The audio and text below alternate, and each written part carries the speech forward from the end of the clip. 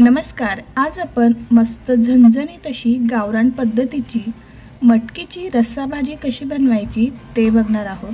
त्यासाठी इथे मी एक मोठी वाटी मोड आलेली मटकी घेतलेली आहे. आधी आपण वाटण बनवूया. त्यासाठी इथे मी खोबऱ्याची अर्धी वाटी, एक ठेचलेला कांदा आणि एक टोमॅटो घेतलेला आहे. गॅसवर एक जाळी ठेवली आणि त्या जाळीवर कांदा, टोमॅटो आणि खोबरं ठेवलेलं आहे. असं आपण खोबरं, कांदा आणि टोमॅटो भाजून घेतला तर याला छान स्मोकी फ्लेवर येतो आणि अगदी गावरान पद्धतीची टेस्टसुद्धा आपल्या भाजीला येते. जर तुम्हाला असं भाजायचं नसेल तर तुम्ही याचे बारीक काप करून सुद्धा भाजू शकता.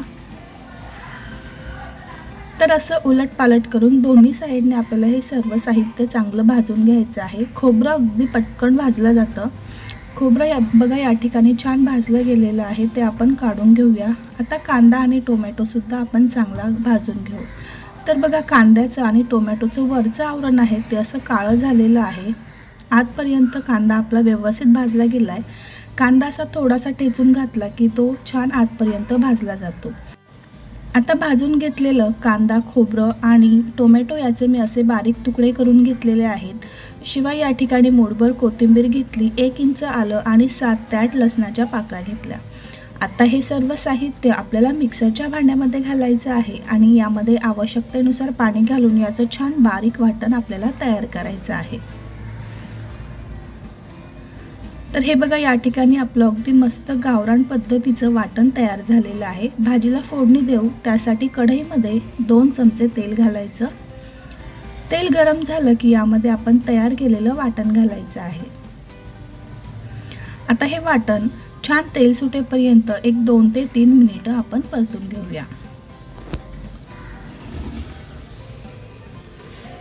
तर 2 ते 3 मिनिटानंतर बघा यामध्ये आपण वाटण्यासाठी जे पाणी घातलं होतं ते सुद्धा संपूर्ण आटलं गेलं आहे आणि याला छान तेल सुटलेलं आहे. आता यामध्ये 1 ते 1.5 चमचा घरगुती मसाला घालायचा, 1 चमचा कांदा लसूण मसाला आणि अगदी पाव टीस्पून हळद घालायची आणि हे सगळे जे मसाले आहेत ते आपण या वाटणामध्ये चांगले परतून घेऊ.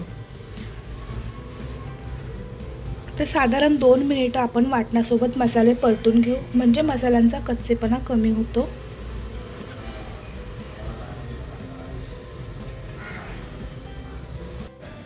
आता यामध्ये अर्धी वाटी पाणी घालायचं आहे, म्हणजे आपले मसाले आहेत ते अगदी चांगले शिजले जातील. पाणी घातलं की याला चांगलं मिक्स करून घेऊया. मसाल्यामध्ये थोडीशी बारीक चिरलेली कोथिंबीर घालायची. कोथिंबीर अशी मसाल्यामध्ये घातली की कोथिंबीरीचा जो फ्लेवर आहे तो संपूर्ण भाजीमध्ये चांगला उतरतो. कोथिंबीर आता मसाल्यांसोबत चांगली 1 ते 2 मिनिटं परतून घेऊया. तर इथे बघा आपला हा मसाला व्यवस्थित परतून झालेला आहे. आता यामध्ये आपल्याला मोड आलेली मटकी घालायची आहे आणि मसाल्यासोबत 2 ते 3 मिनिटं मटकीसुद्धा चांगली परतून घ्यायची, म्हणजे मसाल्यांचा जो फ्लेवर आहे तो मटकीमध्ये छान होतो आणि मटकीलासुद्धा छान अशी चव येते. तर 2 ते 3 मिनिटं आपण मटकी मसाल्यामध्ये परतून घेतली. आता ग्रेव्हीसाठी यामध्ये पाणी घालायचं आहे. तर 1 ते 1.5 ग्लास यामध्ये पाणी घालायचं आणि पाणी घालताना गरम पाण्याचा वापर करायचा, म्हणजे आपल्या भाजीला रंग छान येतो आणि तरी देखील छान येते. चवीनुसार मीठ घालायचं. 7 ते 8 मिनिटं भाजी शिजवून घ्यायची. आता 7 ते 8 मिनिटानंतर भाजी चेक करू. तुम्ही इथे बघू शकता भाजीला किती सुरेख रंग आलेला आहे, तरीसुद्धा मस्त आली आहे. अगदी मस्त चमचमीत अशी आपली मटकीची गावरान पद्धतीची रस्सा भाजी तयार झाली.